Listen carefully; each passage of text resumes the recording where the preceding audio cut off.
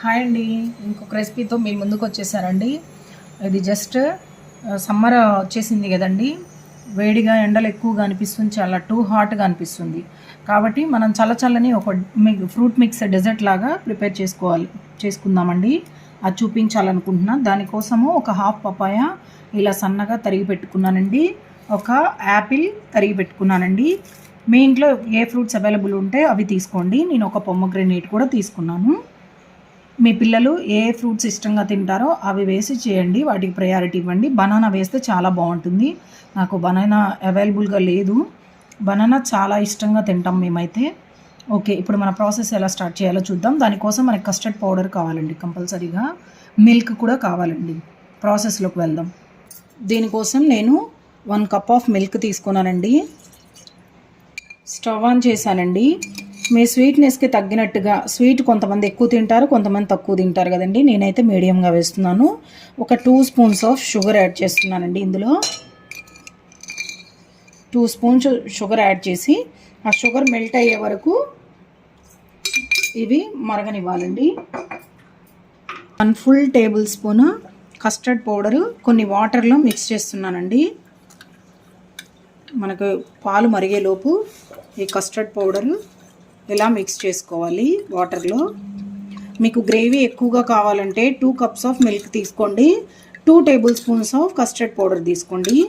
అలా కాకుండా గ్రేవీ నార్మల్గా ఉంటే చాలు, మీడియంగా అంటే నేను 1 కప్ ఆఫ్ మిల్క్ తీసుకున్నా కదండి, అలానే తీసుకోండి.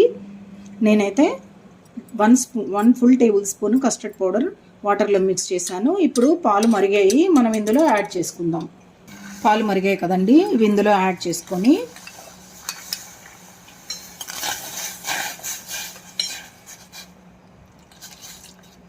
మిక్స్ చేసి కొంచెం గ్రేవీ దగ్గరకు వచ్చే వరకు బాయిల్ అవ్వనివ్వాలండి, అంతేనండి.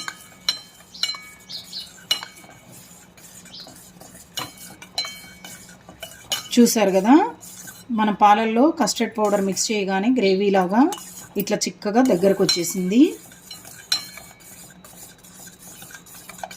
ఇది కొంచెం ఒక 2 మినిట్స్ జస్ట్ దగ్గర పన్నిచ్చేసి ఇలా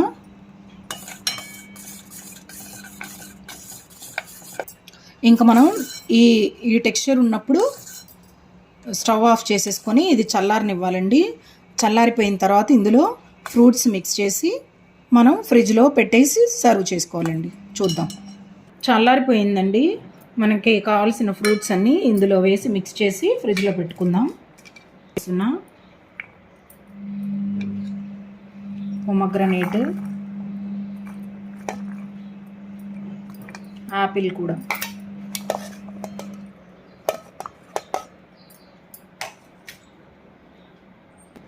నేను చేత్తో చేస్తున్నానులేండి, మీరు స్పూన్తో చేసుకోండి. మంచిగా ఇలా మిక్స్ చేసి ఫ్రిడ్జ్లో పెట్టేస్తే పిల్లలు స్కూల్ నుండి వచ్చాక ఈవినింగ్ టైంలో చల్లగా సర్వ్ చేస్తే చాలా ఇష్టంగా తింటారండి. చూసారు కదా, ఫ్రూట్ మిక్స్ డెజర్ట్ ఇలా రెడీ అయిపోయింది. ఈవినింగ్ స్నాక్స్కి పిల్లలు ఇష్టంగా తింటారు. ఇప్పుడు దీన్ని ఫ్రిడ్జ్లో పెట్టేస్తున్నానండి. ఎప్పుడు కావాలంటే అప్పుడు తీసి సర్వ్ చేసుకోవచ్చండి వేరే బౌల్లోకి. దీన్ని ఫ్రిడ్జ్లో పెట్టేసుకుందాం. మనకి ఎప్పుడు కావాలో అప్పుడు తీసి సర్వ్ చేసుకోవచ్చు.